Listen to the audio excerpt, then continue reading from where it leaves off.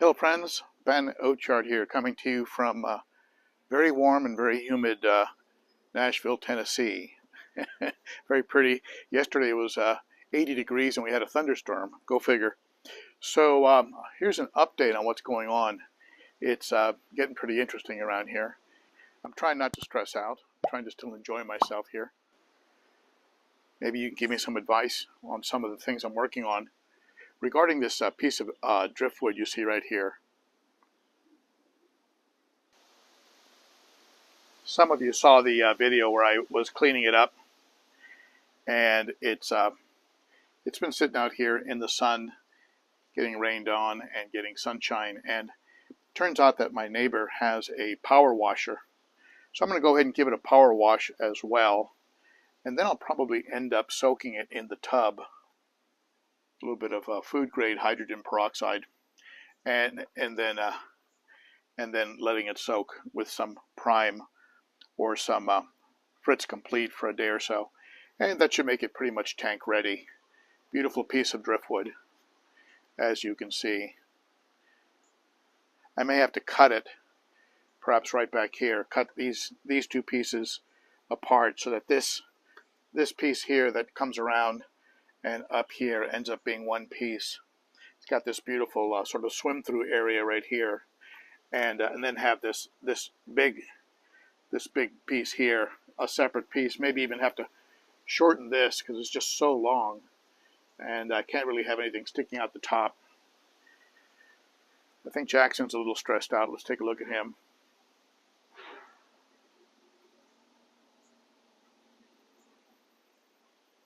Hey, Jack. All right, let's go in the fish room. Take a look.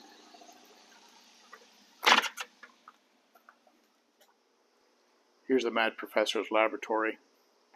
I'll show you where I'm at with the 300-gallon and with some other projects. By the way, if you super chatted on my live stream and you are expecting some Sarah food, I finally got these mailers in, and I'm going to send these to you. So expect your Sarah food very shortly. Here's a series of diagrams that I've been working on trying to figure out the plumbing, get the best possible plumbing set up for the sump. Here's just some of the pieces that are going to be going into it. I've gone to Home Depot probably half a dozen times. Plus, I've ordered a lot of stuff on the internet. Here's the return, and the return. This is going to be glued in. I'm thinking of possibly getting some different bulkheads and making these screw-on, because if you glue this on, then that's it. That bulkhead is stuck on there, and the only way to get it off is going to be to cut it. So I'm thinking possibly of making this a screw-in type bulkhead where the inside can be screwed. You can't screw on the outside because the outside threads are only for the tightening nut of the bulkhead. So you got to work on the inside of the bulkhead. So and this is what's called a slip bulkhead that has to be glued. So I'm thinking of possibly making that a screw bulkhead. Then all I'd have to do is disconnect this union and then be able to spin this around and get it out of there. But this is the connection here to the one-way valve, and now I've got to figure out how to get the returns over into the back of this, through the back of this stand. What I'm running into down here is that there's a right along the middle here. There's a support beam. I've got support beams here, and I've got one here. I've got three big support beams in the back of the stand, and one of them happens to be right in the middle. Well, that's great for support, but right above it, directly above it, I have this Synergy overflow box, and this here runs down. It runs right into that support beam. So I've got to angle this out using probably a 45 degree. I'm probably going to have to angle it out so that it is going to go in to the side of the support beam using a 45 degree. Put a 45 degree on one side and then a 45 degree on the other side, and you end up facing perfectly down. And then you put an elbow to go under the stand. I'll probably have to take the returns. These returns, I'll probably have to take them and go inside go inside this under the stand, and then run pipe along the ceiling of the stand, inside underneath the stand, or underneath the this top shelf here. I'm going to have to run the pipe inside and across, and then it'll be connected. It'll be connected to the pump with this flexi hose. This is some flexi hose I picked up. It's braided so that it's pretty good for not actual kinking. But the rest of the setup is going to be hard plumbing. So I'm going to have 1.5 inch pipes going into a union, coming off of the Synergy, and then this one can go straight down because it's to the side of the support beam, and this one can go straight down. They're both to the side of the support beam.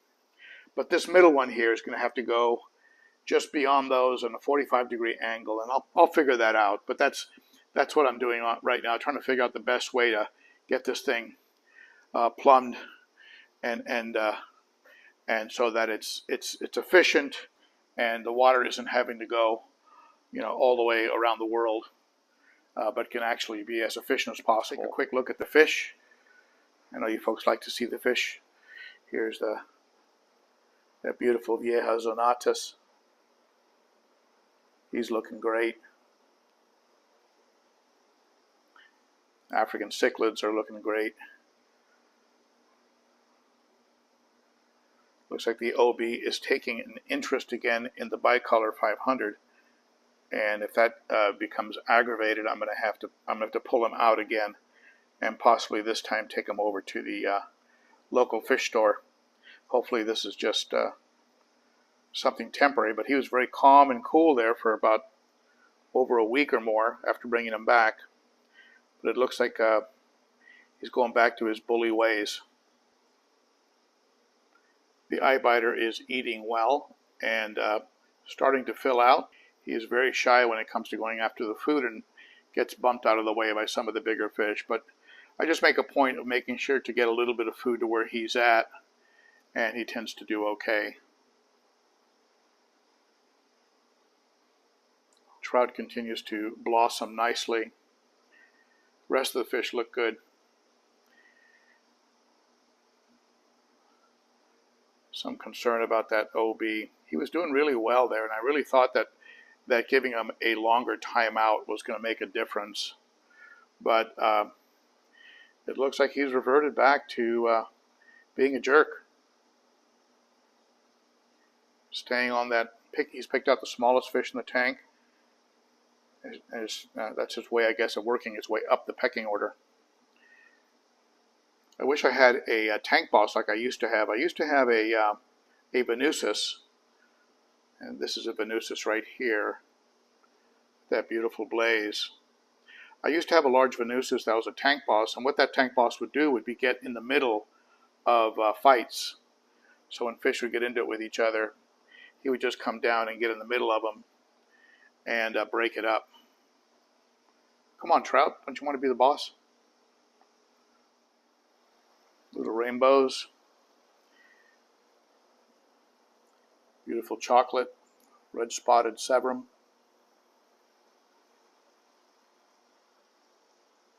Here's that little green tear that's growing out.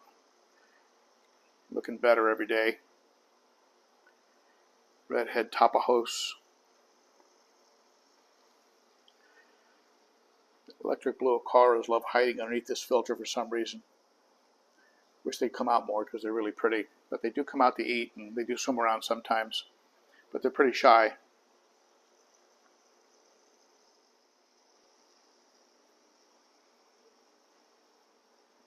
Big red shoulder.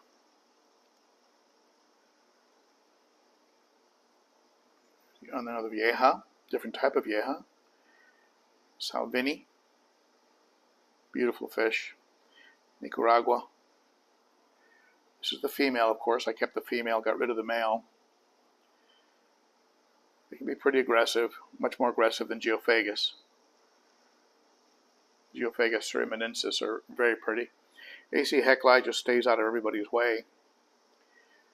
but he really doesn't belong in a tank with fish this aggressive. So he'll be coming out of here when I move these fish over to a bigger tank.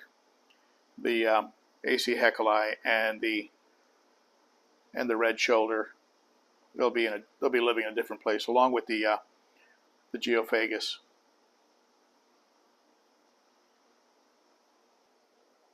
There's the Jack Dempsey, Tomosita.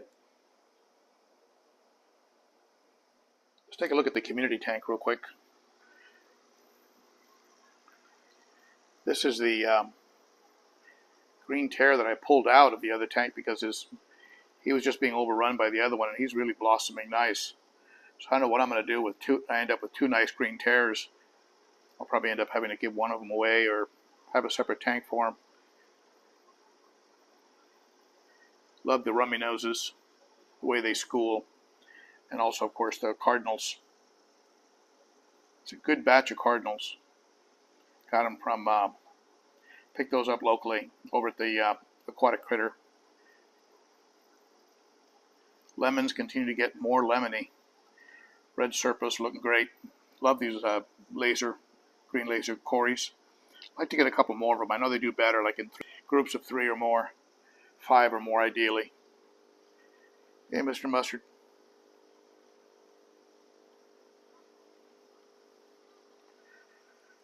Camera never captures the actual colors of this mustard gas blue betta. I'm going to put a white Velomax background. It's kind of like a frosted white behind this tank, so you can't see all those wires. Plus, I think it'll actually make the betta pop a little bit. Had to put the snail back in the tank. Gary jumped out again. Well, hardly jumped. Slowly crawled out, and I found him on the floor. So I think I'm going to change his name to Evil Knievel. A couple cherry barbs in there. Planted tank is looking okay. Mostly Anubias in there.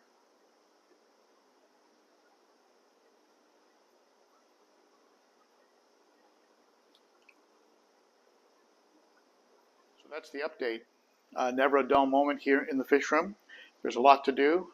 Apart from actually working on that plumbing, of course, I have to maintain the tanks, make sure that they stay nice and healthy, and keep an eye on the cichlids, make sure everybody's playing nice, and be quick to take any action that needs to be taken. That's it for me. Any thoughts, comments, ideas, tips, please share them below. I am learning as I go here. I was familiar with how to do the synergy box. I mean, I know how to do that, but I had never plumbed returns before, never done the plumbing on returns, so that's kind of new. It took a couple trips to the hardware store to get that figured out, but I think I've got it figured out. At any rate, there you have it. Hope to see you on Saturday for the Cichlids and Coffee live stream. That's Saturday at 11 a.m. Central. We'll get into this and a whole bunch of other good stuff. And for those of you who would like to support the channel, consider becoming a Patreon member, a member of the Garage Gang, and you can help with the continual adventure of my garage.